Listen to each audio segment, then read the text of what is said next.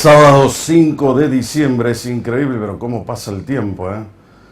¿Quién se iba a imaginar que llegábamos tan rápido al último mes del año y en la fecha 5? Bueno, es el devenir del tiempo, de la vida. Esta semana yo diría que estuvo bastante calma en la Argentina con relación a lo que hemos vivido durante todo el año. Estamos terminando el año.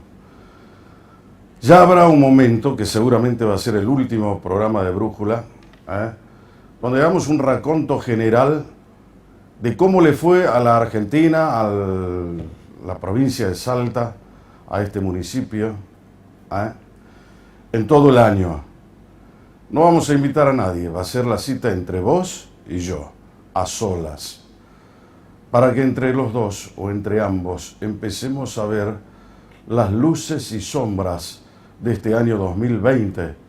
¿Qué nos pasó? ¿Cómo nos pasó? ¿Por qué nos pasó? ¿Y para qué nos pasó? En el momento en que seamos capaces de responder todas esas preguntas, es muy probable que cambiemos también el destino que tenemos como país, como provincia y como municipio. Pero eso lo vamos a dejar para el último programa de Brújula, donde el único invitado vas a ser vos, como lo sé siempre. Pero a diferencia de tener a alguien acá, vamos a estar solos, entre vos y yo. El viernes, ayer, grandes titulares en los diarios, las radios. Hablando de radio, la gente puede escucharme en Radio 10 todos los días, a partir de las 10 de la mañana hasta las 12 y cuarto del mediodía, haciendo radio con un equipo maravilloso de personas que me acompañan ya hace muchos años. Y hablamos, en definitiva, de lo que está terminando el año, pero también de las cosas que nos están pasando. Ayer, viernes, hicimos tal vez un análisis de la noticia del día, que es otra vez la famosa pobreza en la Argentina.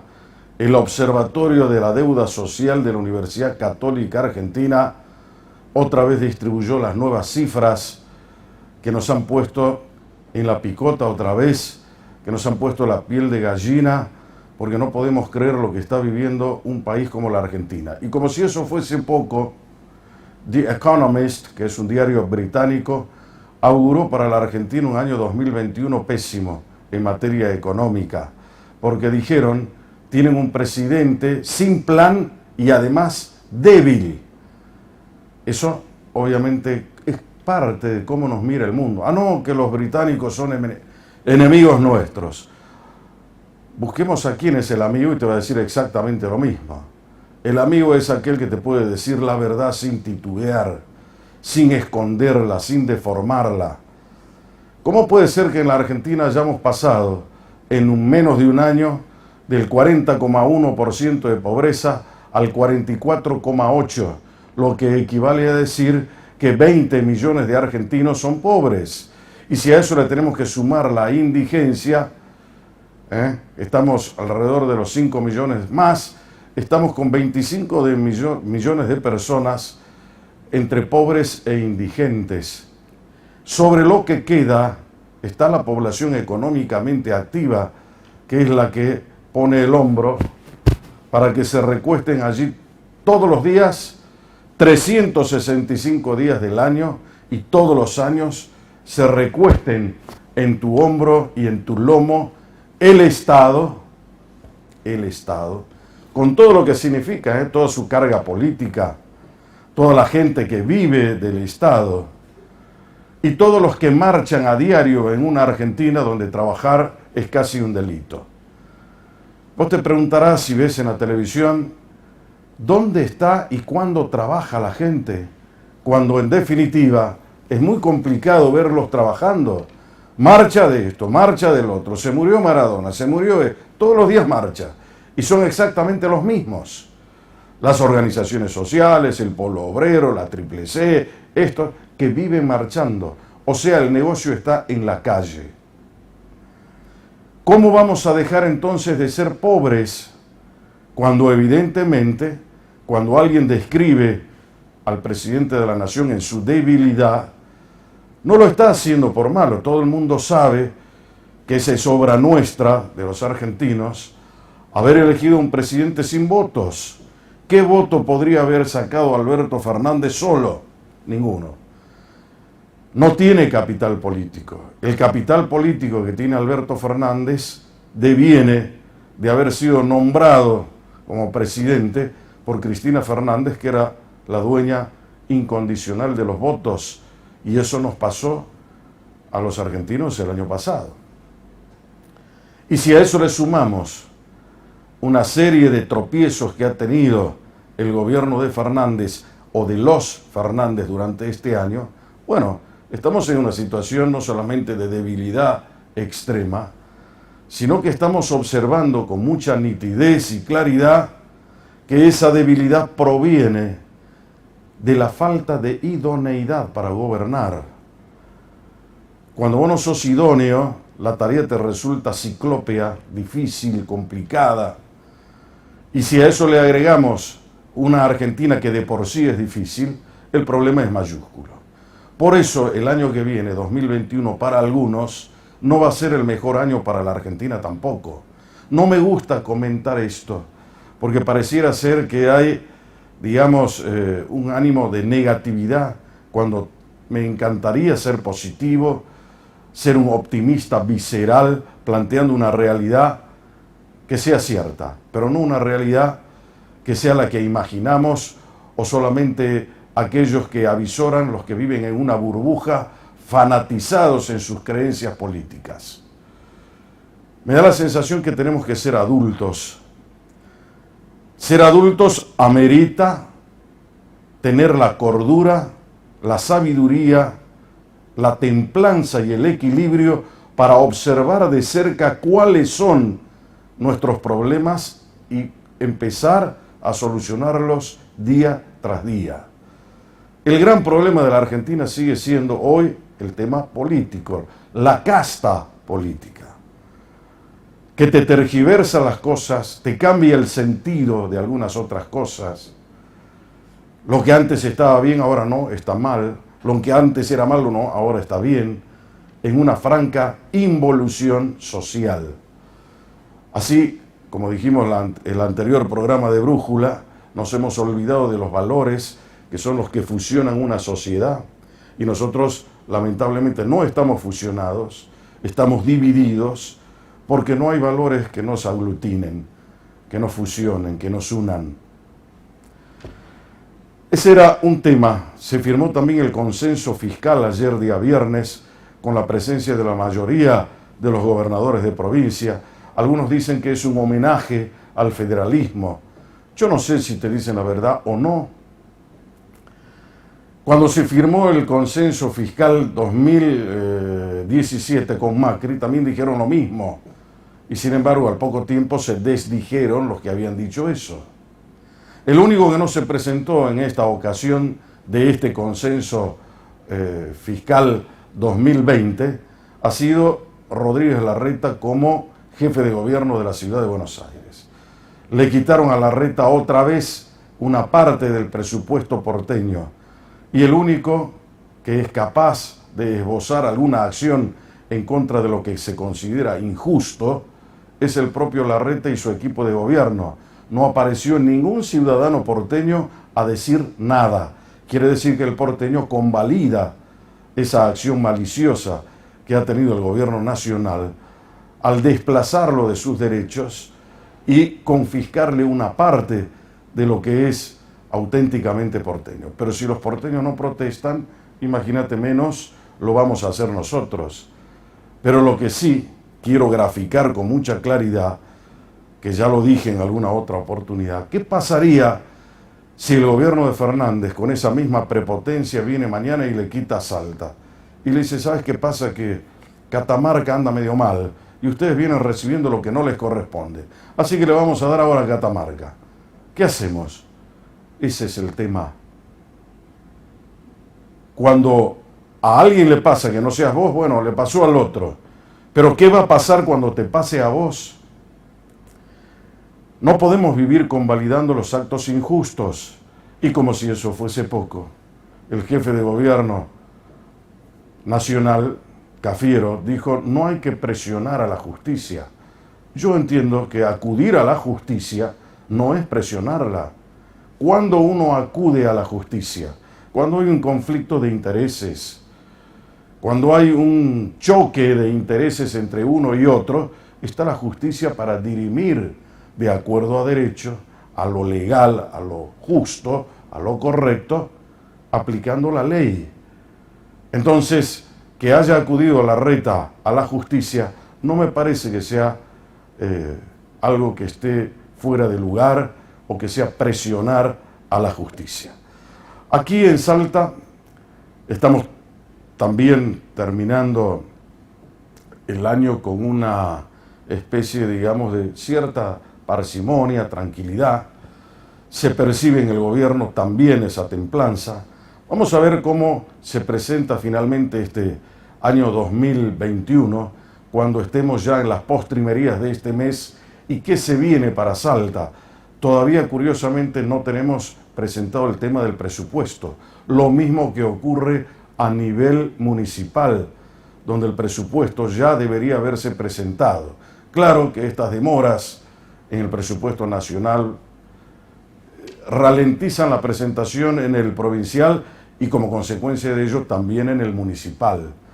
Se eligieron las autoridades del Consejo Deliberante el día 3, tal como prescribe el reglamento interno de ese cuerpo, y resultaron electos los mismos 3 que hasta el día de hoy venían llevando a cabo la presidencia y las respectivas vicepresidencias. Dice que por allí hubo algunos forcejeos para las vicepresidencias del Consejo Deliberante.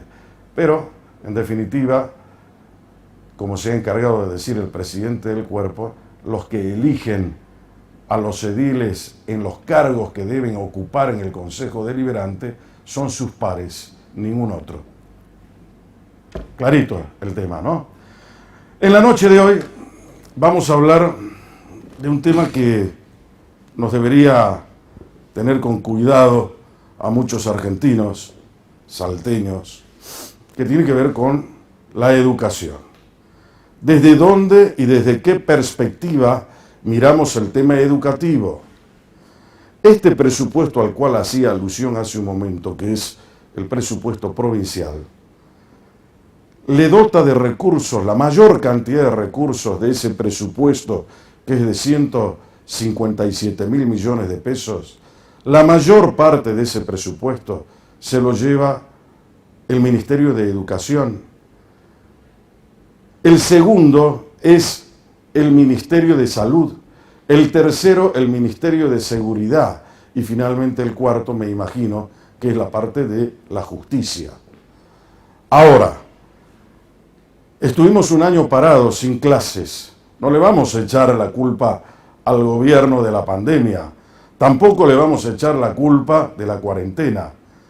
Pero sí le vamos a echar la culpa de no haber tenido clases este año o de haber imaginado cuáles eran las soluciones creativas, inteligentes, que podrían haberse puesto en práctica para no perder este ciclo lectivo de la manera en que se está perdiendo.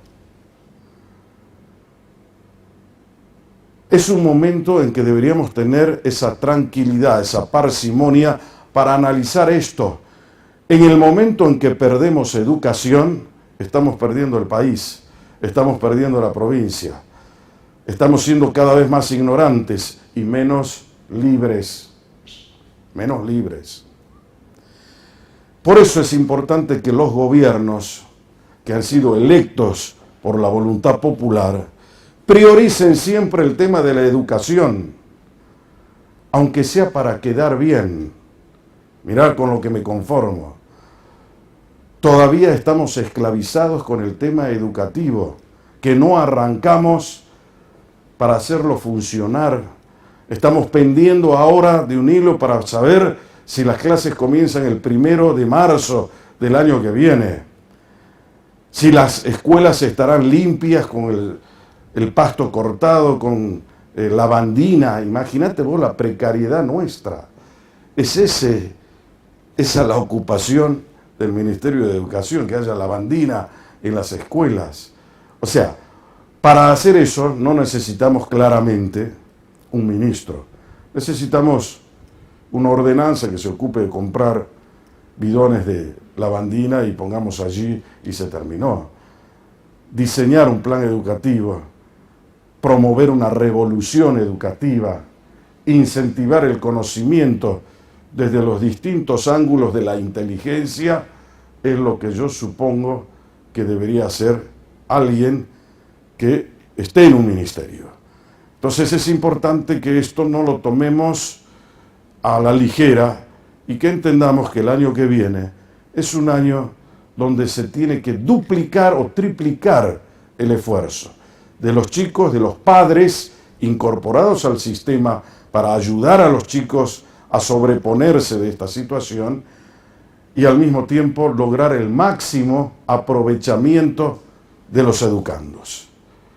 Me resultó curioso, creo que el COE, ¿viste? El famoso COE que hoy gobierna acá, dijo, vamos a habilitar para que los chicos que se reciben puedan tener su fiesta de colación. Por allí pasarán 100, 200, 300 personas. No fuimos a clase, pero sí vamos a tener la posibilidad de que los chicos reciban el título con la familia, que haya una gran cantidad de personas allí. Bueno, algún otro me diría, bueno, la cuarentena terminó el día que lo enterraron a Maradona, en el velatorio de Maradona, cuando se permitió absolutamente todo. Y visto desde esa perspectiva, tal vez tenga razón. Esta noche, Brújula, hablando otra vez del tema educativo, porque para jamás perder el rumbo, brújula, siempre brújula.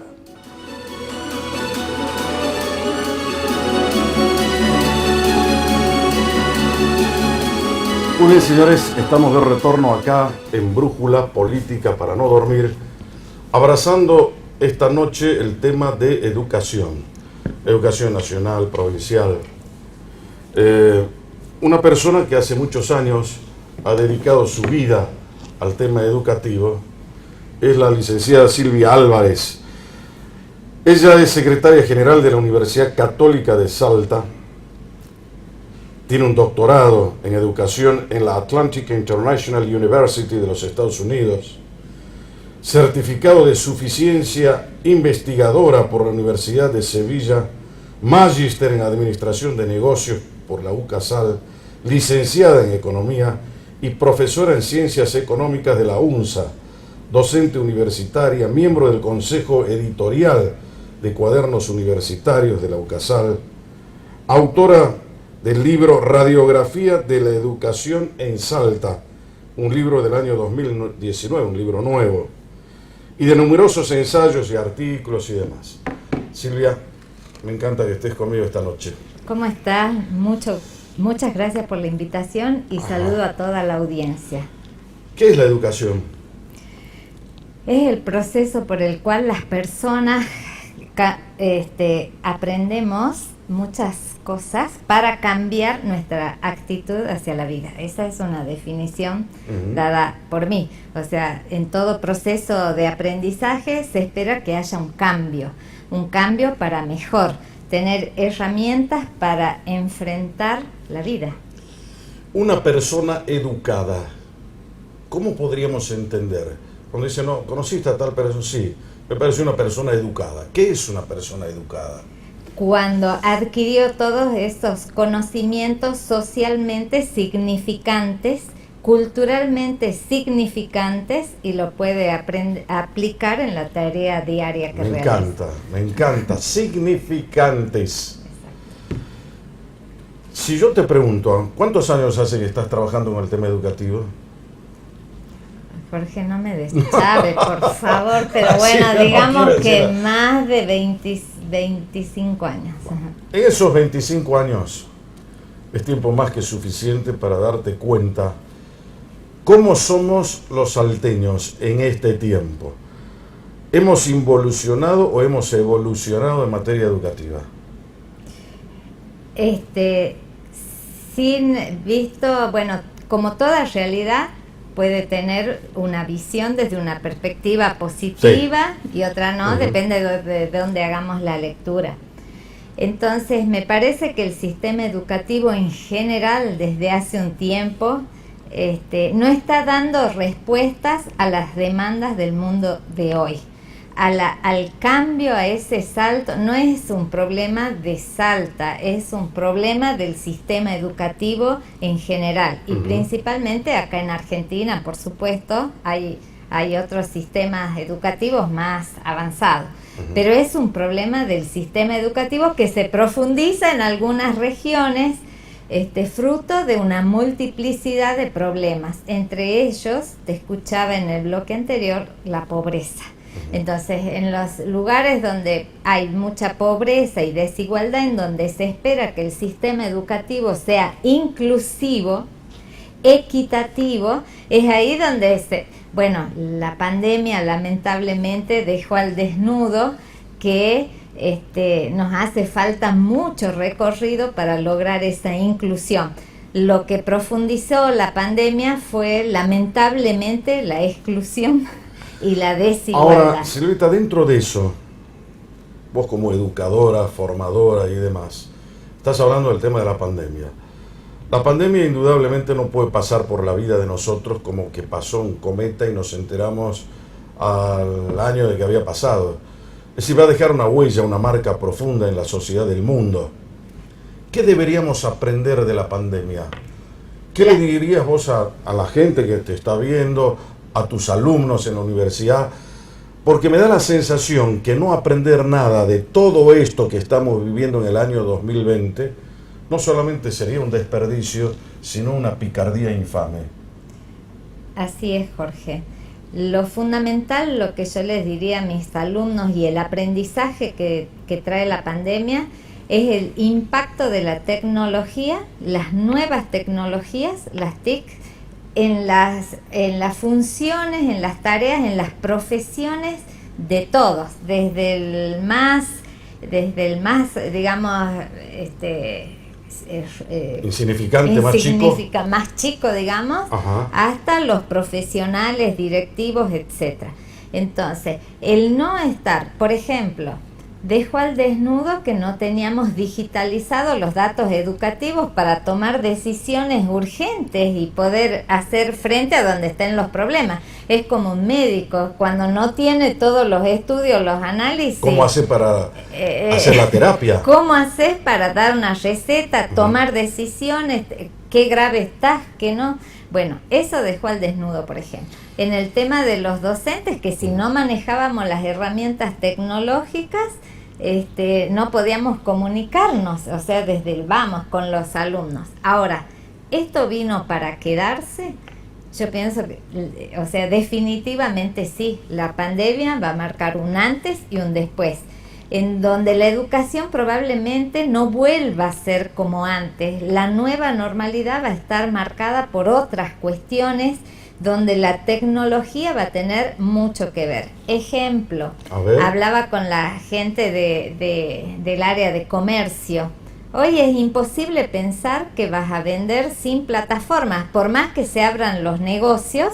Sí, vamos a seguir con el mostrador de por medio vendiendo, pero es imposible pensar que no vas a utilizar las plataformas para el comercio electrónico, ofrecer tu producto y utilizando las redes sociales.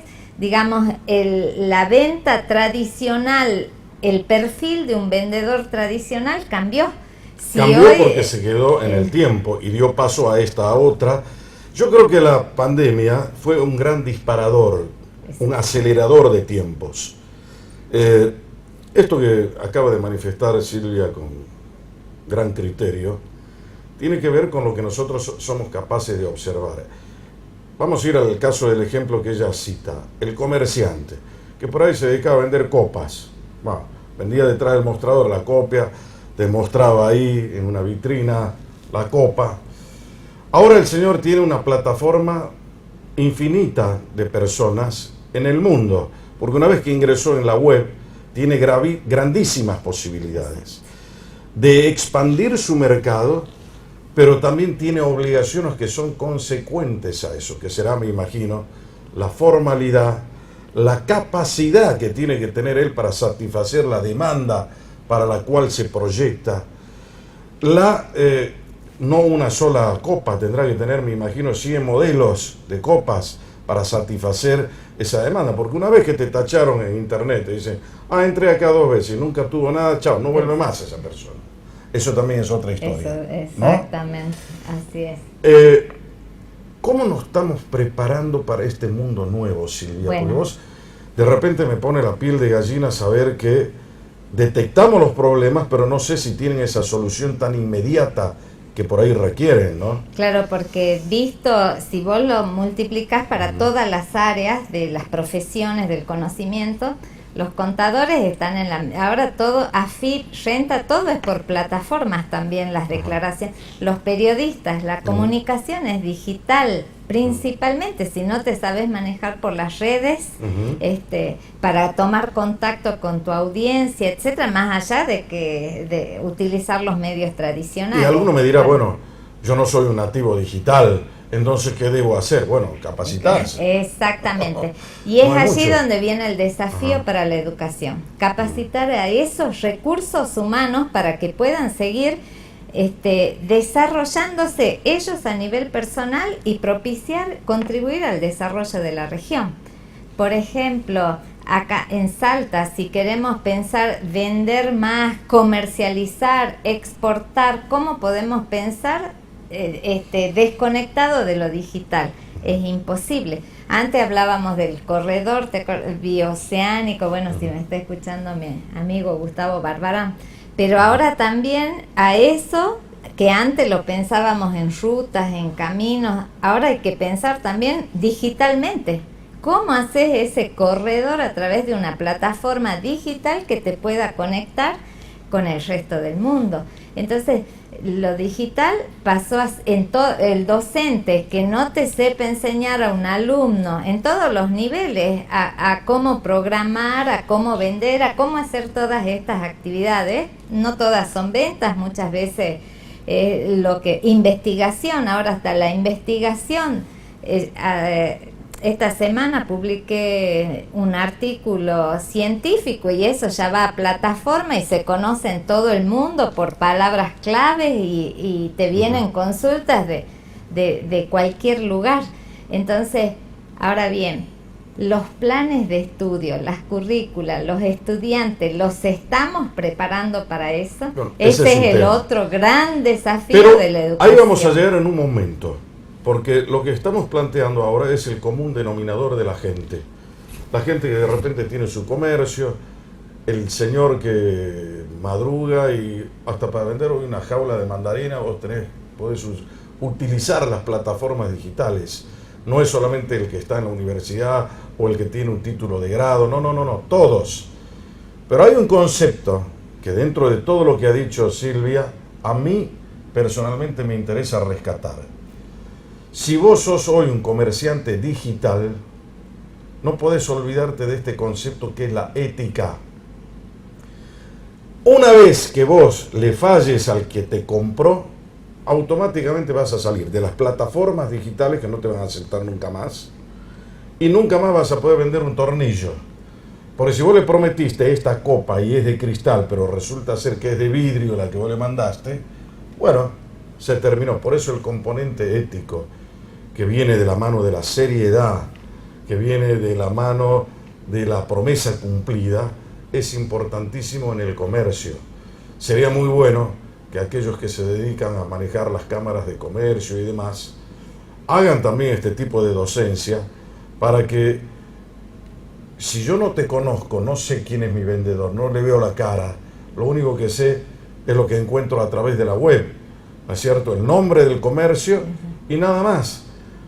Entonces no hay a quien reclamarle. Por eso es importante que este componente ético forme parte de la capacitación que se le da hoy a los comerciantes, a los empresarios y, ¿por qué no, al propio industrial? Exacto. ¿No? Así es, Jorge. Hay una cuestión, Silvia, que decíamos, bueno, la pandemia nos aceleró, fue el gran disparador de estos cambios, pero lo único permanente es el cambio, decía Heráclito. Es una sociedad que está adaptada al cambio. Vos ves a nuestra sociedad salteña como que se adapta al cambio o es renuente al cambio. Nos cuesta introducir, llevarlo, producir la modificación, dejarnos llevar por esa ola.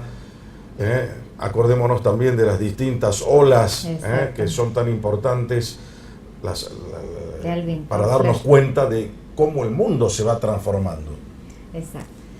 Sorprendentemente, sí, te puedo decir, tengo muchísimos ejemplos de cómo somos permeables y positivos ante los cambios. El ejemplo de eso, y en mi área, hablando desde mi área, en la educación, los docentes se pusieron el sistema más allá. Después podemos discutir si estaban más capacitados, menos capacitados, pero ante el problema, y es como dice el famoso historiador y sociólogo Jan Morris, que cuando se produce un desastre, digamos, ahí vienen los cambios y eso te impulsa, automáticamente aparecen cambios. Entonces acá en Salta sí, sorprendentemente, y seguramente muchos docentes me están escuchando, hay ejemplos de buenas prácticas que abundan en esto, pero de motus personal. No hablemos del sistema. No del sistema, sino de esto personal, que vos estás preguntando, personal. Así como hay comerciantes que se mueven, navegan y están vendiendo sus productos. A mí me sorprende, por ejemplo, Marketplace, ¿viste? Todas esas plataformas donde ofrecen productos de una forma mejor que otras, comercios que el que vende tortas, repostería, el que es artesano. Pero además hay una cosa, Silvita, que la gente lo tiene que apreciar. Por eso es importante ser ¿qué te puedo decir? Un televidente prolijo a la hora de escuchar estas cosas. Fíjate vos, ¿quién es el hombre más rico del mundo? ¿Quién es el hombre más rico de la Argentina? Hoy el que tiene Mercado Libre. ¿Por qué? Porque la plataforma de venta es lo que estamos hablando ahora. Y a nivel internacional, como el dueño de Amazon. Exacto. Entonces, Jeff Bezos. Consecuentemente, eso es lo que estamos tratando de hacer. Y es el único antídoto para derrotar lo que se llama pobreza o para crear fuentes de riqueza, que es lo que muchos gobiernos todavía no entienden o no saben.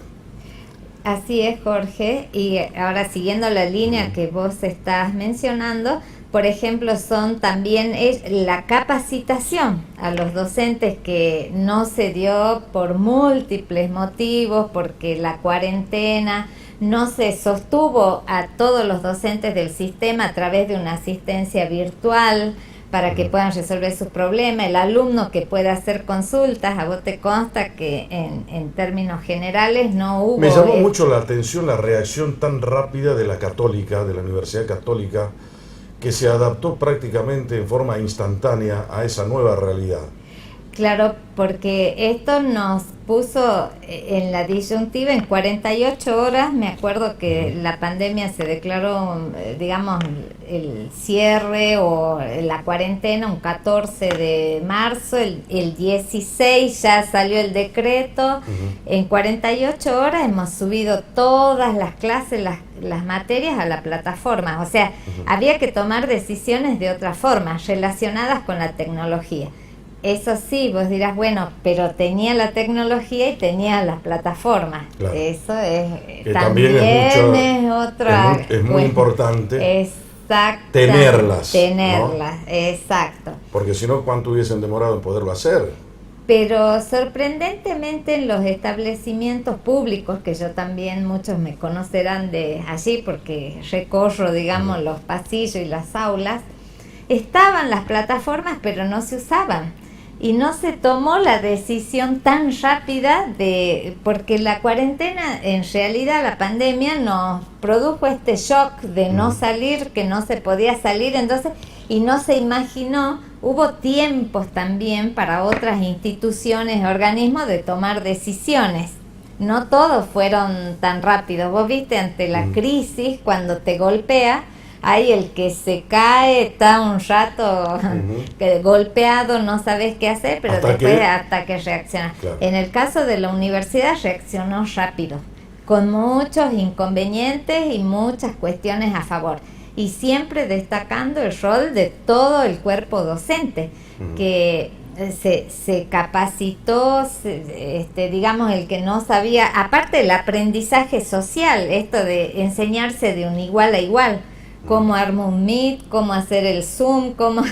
¿viste? Hay un tema, Silvia, que tiene que ver obviamente con lo que estamos hablando, pero creo que el mundo debería ir, y sobre todo Salta, que es una provincia que dentro del escenario nacional siempre se le dice pobre, nos bajan la autoestima todos los gobernantes, cuando en realidad se los elige para que luchen contra eso. O sea, tendrían que tener algún plan. A eso voy. ¿Se puede hacer una revolución educativa en Salta? Ese es el tema. No seguir los viejos parámetros de una ley fantástica que era la 6.800, que era la Ley Nacional de Educación, que después se la dejó de lado. Hay algunas cosas que se aplica de esa ley, pero sin embargo era una muy buena ley. Ahora, la pregunta mía es esta, una persona que... ¿Se puede hacer una revolución educativa que involucre los mejores conceptos de la Ley Nacional de Educación, que a su vez se mezcle con conceptos novísimos que pueden ser precisamente los que emerjan detrás de esta pandemia? Acercarnos al mundo, entrar al mundo y protagonizar el mundo para que nos sirva eso como herramienta. ¿Se podrá hacer? Yo pienso, en mi opinión, sí, definitivamente estoy segura, porque si bien es cierto, estamos acostumbrados a esperar que las decisiones se las tomen en Buenos Aires, pero con somos provincia, tenemos una autonomía para hacerlo. Sí, por supuesto, aparte legalmente, normativamente, vos revisás todo y tenés las posibilidades. Pero el otro día hablé con Trota, Córdoba, que es el ministro de Educación de la Nación, y le pregunté sobre eso. Trota me dijo, ministro de Educación de la Nación, por eso es importante que escuches Quo Vadis a la mañana en Radio 10. Me dijo, las provincias tienen esa posibilidad de hacerlo, si no lo hacen es porque no saben o no quieren. Exacto, estamos esperando que él decida qué, pero para una realidad que tampoco tiene que ver mucho. Y donde cada vez tiene menos protagonismo la nación, porque no paga los sueldos, no se hace cargo de los edificios. Por lo que fuera. Hay un montón de cosas que ha transferido a la provincia para que la provincia pueda tener la iniciativa, el criterio, la autonomía de voluntad para producir esos cambios que nos catapulten a posiciones superiores. De eso se trata. Hay ejemplos concretos en Argentina, el caso de Córdoba, si te pones a investigar, de este tiempo lo dedicó a renovar la currícula, nueva Santa carrera. Fe también, hay casos muy notables acá. Vos viste, en la misma, la ministra de Capital Federal planteó los 100 días para recuperar, o sea, el aprendizaje que de los chicos que no pudieron, no están a la altura, está midiendo permanentemente, porque en la realidad están los chicos que no pudieron conectarse, porque esa es no es que no hayan querido, sino que no se pudo porque no se tenían los recursos. Está el otro que se pudo conectar, pero no del todo, porque los recursos los compartían entre muchos miembros de la familia, no tenía una... O sea, hay una multiplicidad de factores que afectaron el aprendizaje. Entonces, en la última encuesta que se hizo el estudio a través del Observatorio Argentinos por la Educación, el 60% de los padres a nivel nacional, y una muestra también hay representativa de Salta, consideran que sus hijos no aprendieron, por ejemplo. Lo cual habría que porque hablar de educación en general está bueno, pero también hay que reconocer que hay distintos problemas dentro. Una cosa es el nivel inicial, otra cosa el primario, donde agrupa acá en Salta el 45% de la matrícula. Otra realidad es la del secundario, que agrupa el 31% de la matrícula total, los chicos. Otra es del superior no universitario, donde hay 45.000 alumnos acá en Salta, y otra realidad la del universitario. Entonces son realidades distintas donde hace imperiosamente falta que se tomen decisiones distintas. Seguro. Y hay un tema central que creo que lo esbocé hace un rato. En esta pandemia se descubrieron algunas cosas, coincidentemente también con la mirada de Silvia Álvarez. Todos estuvimos en una cuarentena, ¿no? Donde teníamos que convivir como familia. Y por ahí vos te diste cuenta que no conocías a tus hijos y que tus hijos no te conocían a vos. O que convivir con tus hijos las 24 horas del día era bastante increíble porque no estabas acostumbrado a compartir ese tiempo.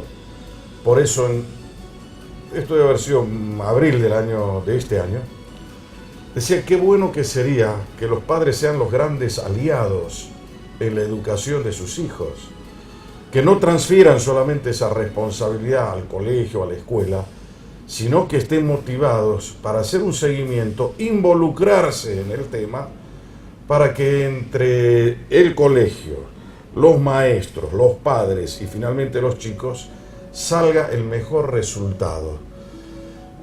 Cuando vos no tenés padres ausentes en el tema educativo, los resultados me dan la sensación que no son iguales. También en ese sentido se están haciendo estudios a través del observatorio y ya hay algunas mediciones concretas. Por ejemplo, los resultados de aprendizaje de los chicos que aprendieron o manifiesta que aprendieron durante esta pandemia, cómo es el nivel educativo de los padres. Sí. Y cuál es la vinculación. Entonces ya está prácticamente una conclusión generalizada que aquellos hogares con padres que tienen nivel educativo, tienen el secundario, el universitario, probablemente sus hijos en esta cuarentena aprendieron más. En esta... O sea, es distinto. Hay una relación integradora entre las dos cosas. Exactamente. Con lo cual se están estudiando, estamos también en estudio, esta otra brecha, porque hay hogares que no pudieron, porque no tuvieron esa contención familiar, no todos tienen, entonces esa es otra problemática, ¿qué hacer ante esa realidad? ¿Por qué? Porque los niveles de aprendizaje fueron distintos. Claro, ahora esto no es o no debería ser solamente una sugerencia, sino debería ser casi una obligación o un imperativo moral de los padres, porque los padres tienen la obligación de entregar a la sociedad buenos hijos, y para que sean buenos tienen que tener una formación de base, una educación que no puede sustituirla a la escuela. Entonces es importante, el otro día hablaba eso con Sergio Chiván, lo hablé con grandes empresarios de Salta, todas las personas que han sido exitosas han tenido padres que se preocuparon por ellos. Estamos compartiendo a la noche con la licenciada y magíster Silvia Álvarez, hablando de educación. En el próximo bloque, después de la pausa, vamos a meternos un poco más en Salta para ver qué nos faltó, qué nos falta y qué no debería faltarnos el año que viene. La pausa y vengo.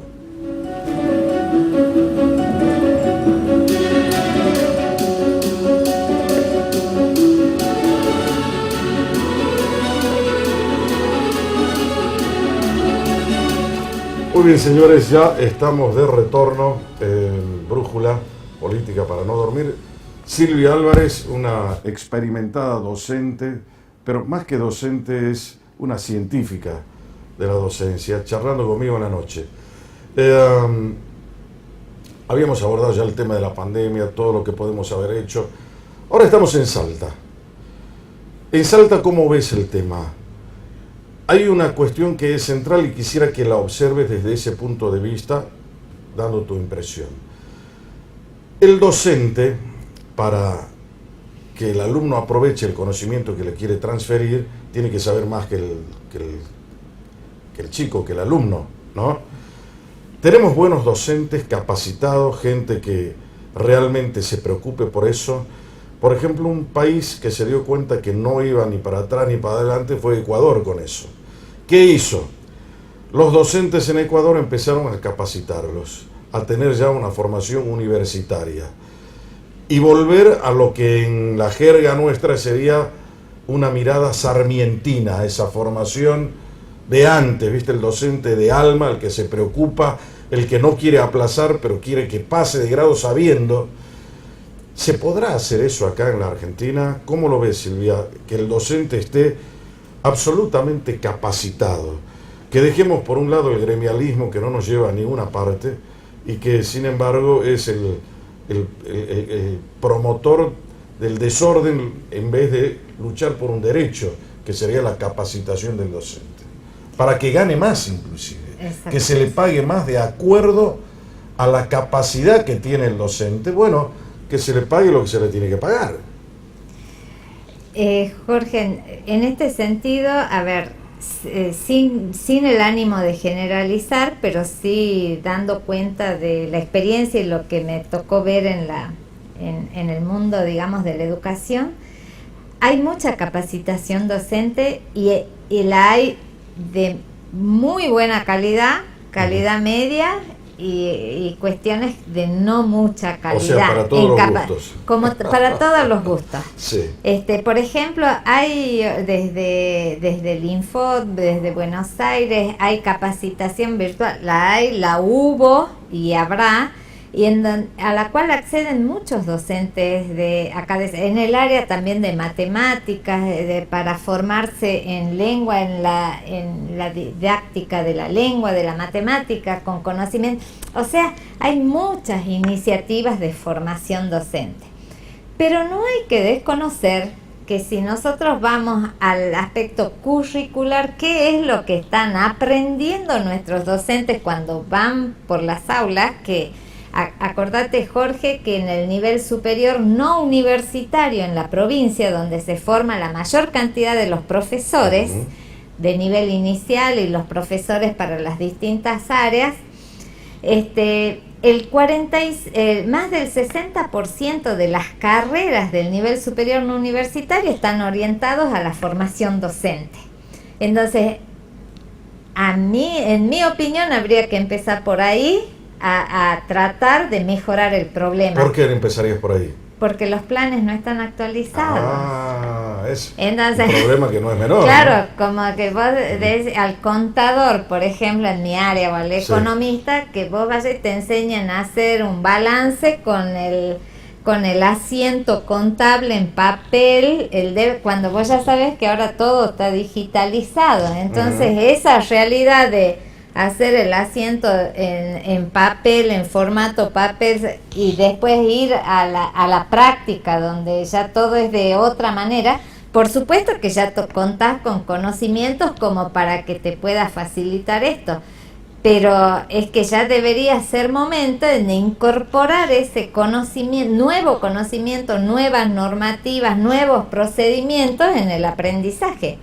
Por ejemplo, en el nivel inicial, no sé si recordarás, se dotaron a todos los establecimientos, los jardines de infantes, con los kits de robótica que llegó desde el gobierno nacional, porque a todos los chicos había del jardín enseñarles los componentes de robótica, programación. Claro, llegan los kits, como siempre se hace en la política, aprender conectados, pero la maestra no lo sabía, porque en el plan de estudio del nivel inicial no está contemplado entonces había que empezar una capacitación urgente de las maestras.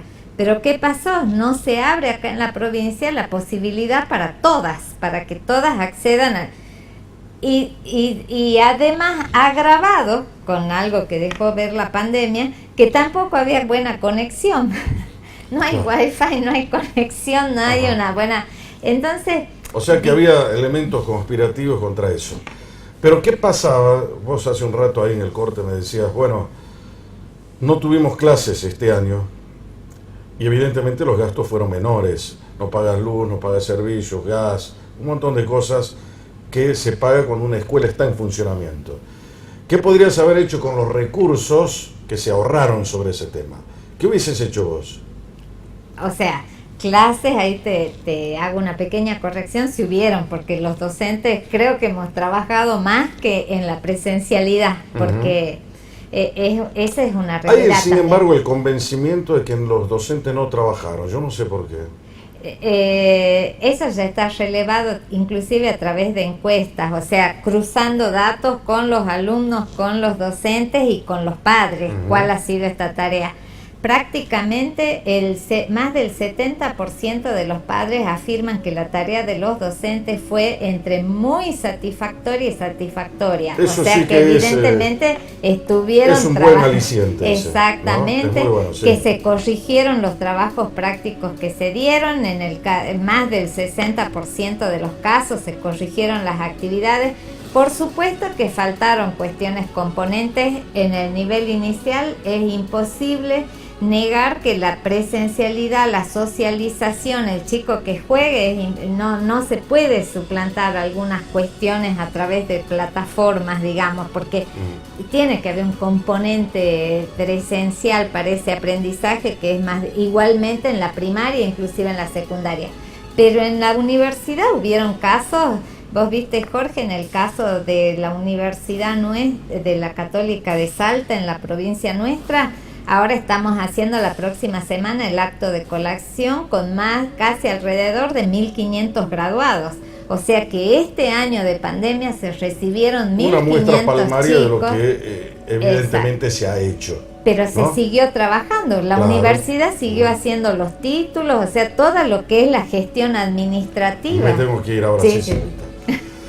Estamos con el tema educativo, me parece que hay que seguir, insistimos con esto, porque es la única manera de ser libres, de tener mejores ciudadanos y tener tal vez una mejor provincia.